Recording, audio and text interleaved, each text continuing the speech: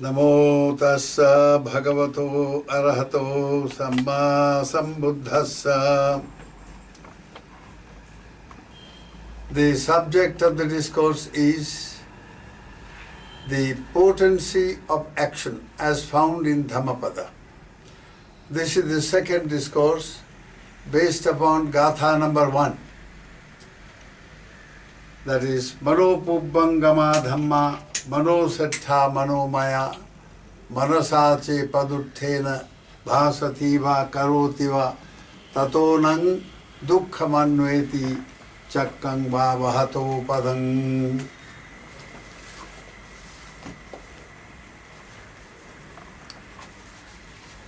Mind precedes all mental states.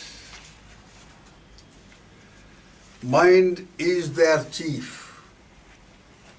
They are all mind wrought. If with an impure mind a person speaks or acts, suffering follows him like the wheel that follows the foot of the ox. The first Gatha of Dhammapada. This is a very inspiring, it has a very inspiring background indeed. The occasion when the Buddha breathed forth this inspiring Gatha, that ultimately it is our action that creates our destiny. All the sufferings, all the happinesses, whatever we experience in life, these are ultimately conditioned by our actions.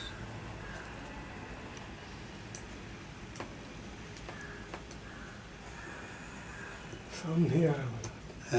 Some here.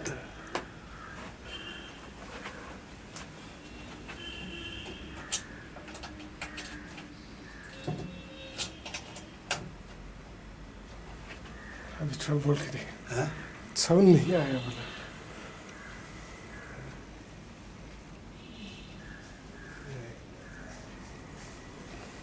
इसको centre कर दीजिए जी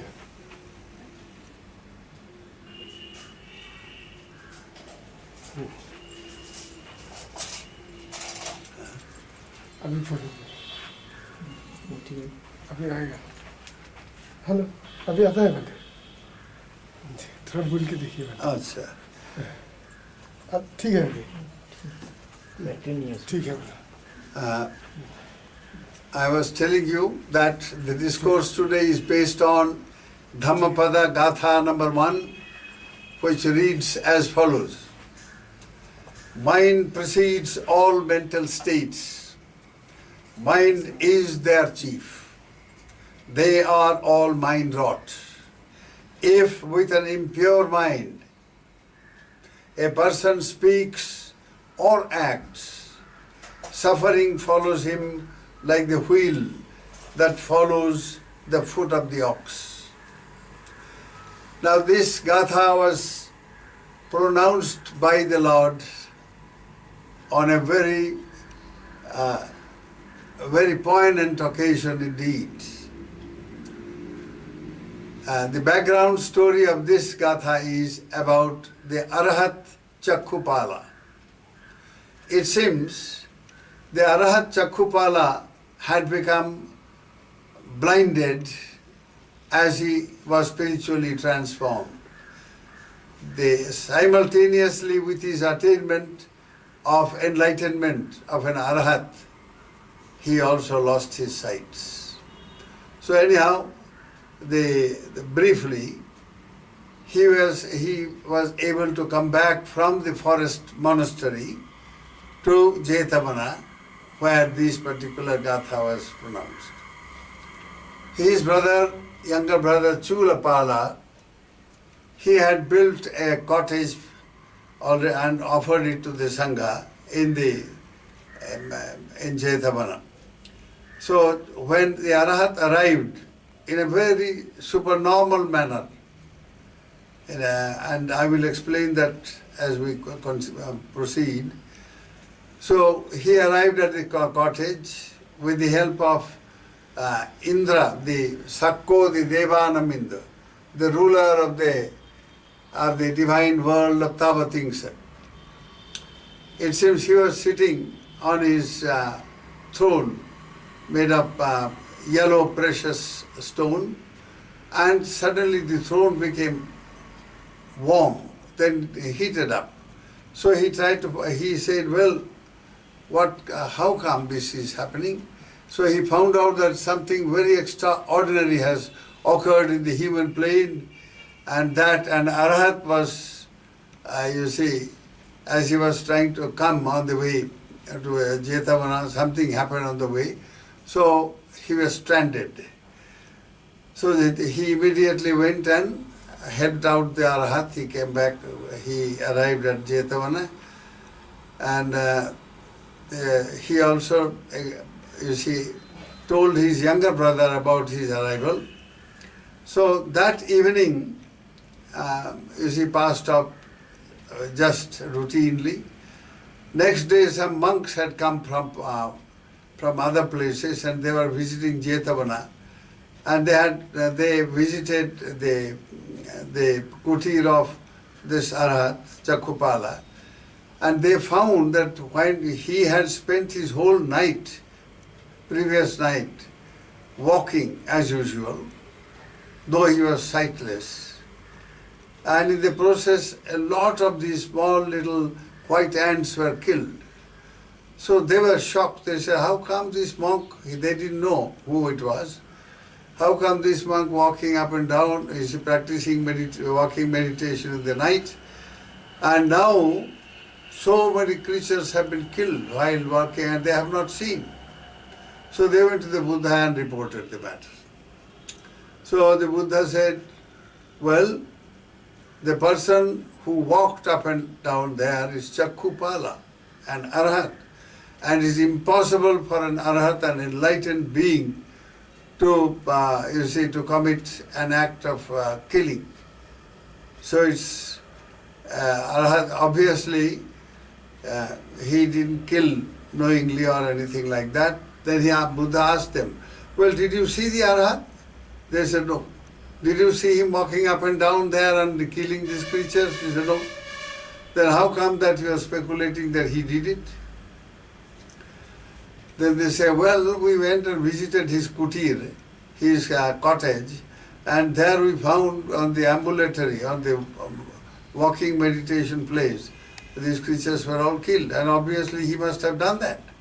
So he said, guesswork in your part. So just as you are guessing, the facts can be very different. So he is an Arhat, he is incapable of doing all that sort of thing. But now, why? Then these monks asked, how come an Arhat, he has become an enlightened one, and he has at the same time become blind?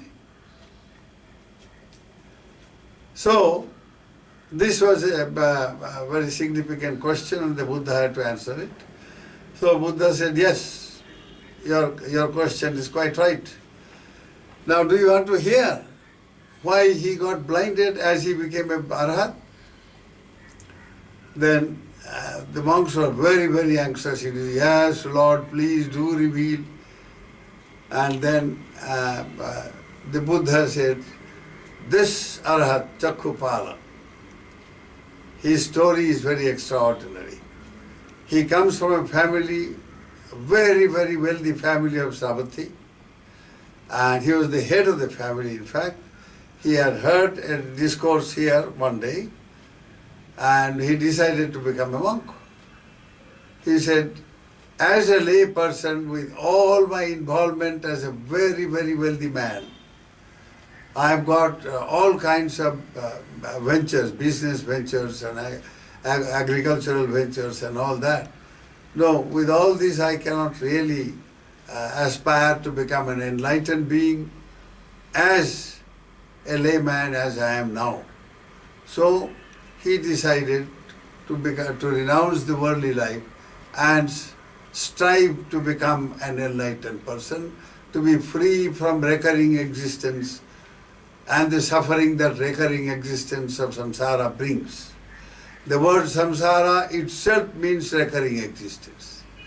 To be born again and again, to die again and again, and in between commit all kinds of karmas and again repeat the same story. So he wanted to get out of all that wheel of, existence. So he said, I will become a monk. He told his brother, he handed over the entire responsibility of his business empire. He said, brother, you are now the head, not me. I am going out. So they had an argument. The brother said, no. He started crying. He said, no, how can? You have been like a father to me. You are the eldest in the family.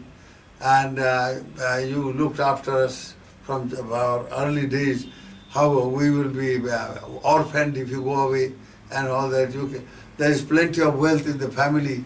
Please do as much of punya as you want to do. You spend anything you like. But please don't go. He said, nothing doing. I am not here to, I am not seeking to become, to renounce the world out of selfishness. No. I have deeply understood from the teachings of the Buddha that if you want to become enlightened, you have to give up something. You have to give up your bondage. Yes, our family is wonderful. I love all of you. But then, one day or other, we have to get out of this recurring existence, my dear. So the brother, at last he was convinced. He said, all right, Bhante, let me be your supporter. That is how he became a monk, and then later on he underwent all the training for about 5 years as a newly ordained monk.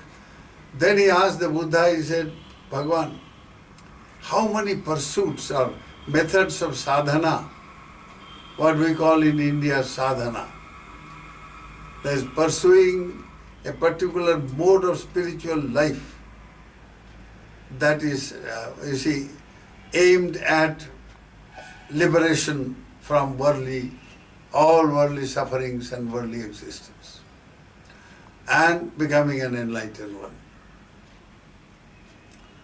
So Bhagavan said, well, there are two.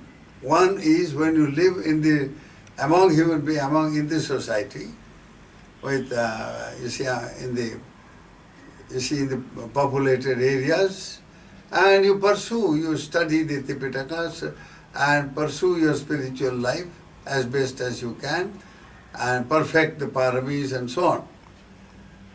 The other is go to the jungle, give up everything once for all, and live a very austere life, and pursue until you become an enlightened one. That is called Vipassana Dhura, and the other one is called the Gantha Dhura. So he said, well, Lord, I am now in the Middle Ages, and I can't, if I take to the Gantha Dhura, I will never be able to accomplish what I seek to accomplish. So I better take up this Vipassana Dhura and go to the jungle. Lord, give us a method of meditation. So that is how he was given a very specific way of practicing Vipassana, leading to Arhathood. Now, he told all his brother monks, there are so many others also, they said, look here, I am going to the jungle once for all, and never to return. And so they say, yes, we will follow you. You are senior to us, you will be our leader, our Thera. So 60 monks left Jetavana, and they walked and walked for weeks and weeks at a very remote place in some, remote areas. They found out a forest retreat. Nearby there were villages. Villagers were living on forest products, and they were quite prosperous and very devoted indeed. So they reached there, and the devotees welcomed them, and they said, we'll build a kutir for each one of you. Bhante, you spend your rainy season. Now the rainy season retreat is coming. That is how they settled down there. Now, Chakkupala, he was actually known as Mahapala. After his arahathood and he lost his eyesight, he was called Chakkupala. So now Chakkupala asked his brothers, he said, look here brothers, how many postures you are going to adopt in this struggle for arahatship? They said, for all the four. Standing, walking, sitting and lying. He says, no, I give up my lying posture. I just 3. That means he will struggle from morning till night and throughout the night, in fact, until he sleeps. You see, in 3 postures he will keep on meditating and using every bit, every moment of his existence. You see, he will convert that into a spiritual practice. Walking becomes a spiritual practice. Sitting becomes a meditative spiritual practice. Eating becomes a spiritual practice. Going out for alms round becomes a meditative practice. Everything is converted into a meditative practice. Very tough job indeed, but that is how he adopted. And at last, just before he was going to be spiritually transformed, he lost his eyesight.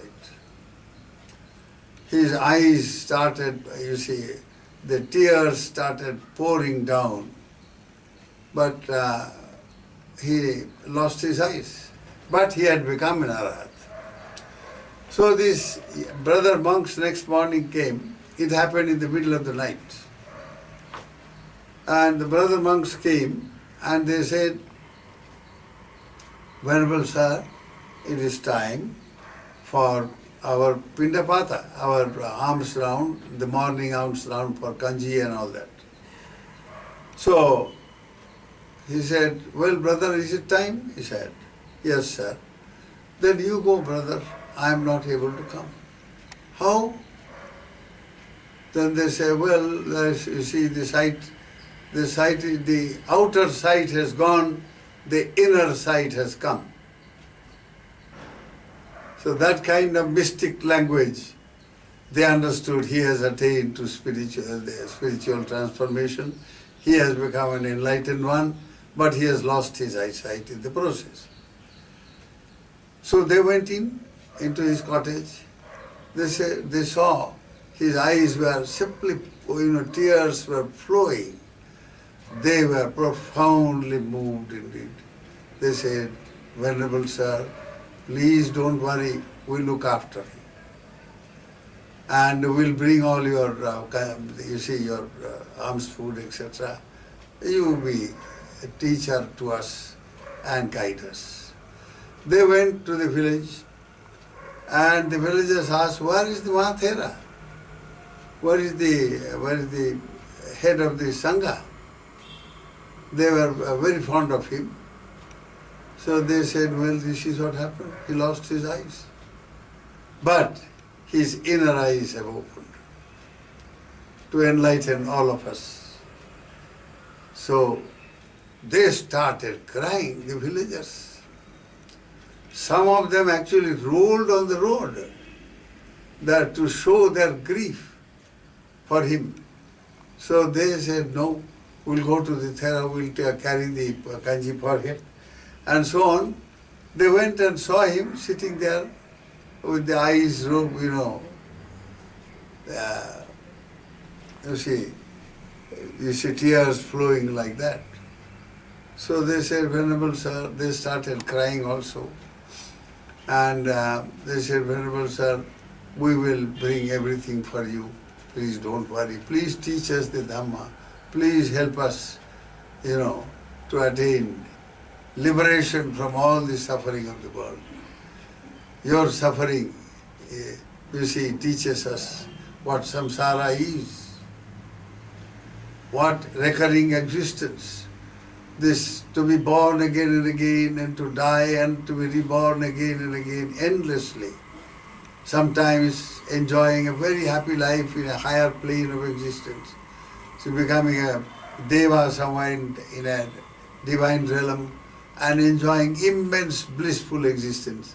But even that comes to an end. Even the existence of a very, very, lofty and sublime Brahma, God, even in that plane, that has an end, because that has a beginning. Whatever has a beginning must have an end. A wheel, is a metaphor for showing this impermanence of life. It has a beginning and it ends up. And it keeps on rolling on and on. The same. So this birth and death and rebirth cycle, this wheel of life, sometimes happy, sometimes miserable, sometimes you are tempted into all kinds of things. And so the endless. So these people, they became very emotional and they say, we will look after you, Bhante. So that's how, that is the story of Chakupala. And Chakupala, after he became, Arhat, and he became the teacher for everyone. Now within that 3 months of rains retreat, the monks can't go out at all. So while he had become an Arhat, the others had not. So now they became very, very serious and they redoubled their effort. By the time the Varsavasa, the rains retreat had completed, all of them had become Arhats. And very, very powerful Arhat with what is called the Patisambhida Jnana. They had complete mastery over all the supernormal powers. And on the words, every word of the Buddha, they could learn by heart and keep it in memory. Their minds became something like one of those gadgets where which you can say anything, you can you can record, and it will be a tape recorder. So the mind became a tape recorder, so to say, with this attainment. So now, when they all became Arhat, they were looking after their teacher very well. Then they said after some time, now that the rainy season is over and our goal has been achieved, Venerable Sir, let us go and pay our homage, worship at the feet of the Lord, from whom we have learnt all this, and our goal has been achieved. And let us now show our gratitude to the Lord by worshipping at His feet. They said, well, brothers, you want to go? He said, yes, but now that this body is so weakened and this handicap has come, if I am with you, all of you will be troubled, my dear. So please go ahead.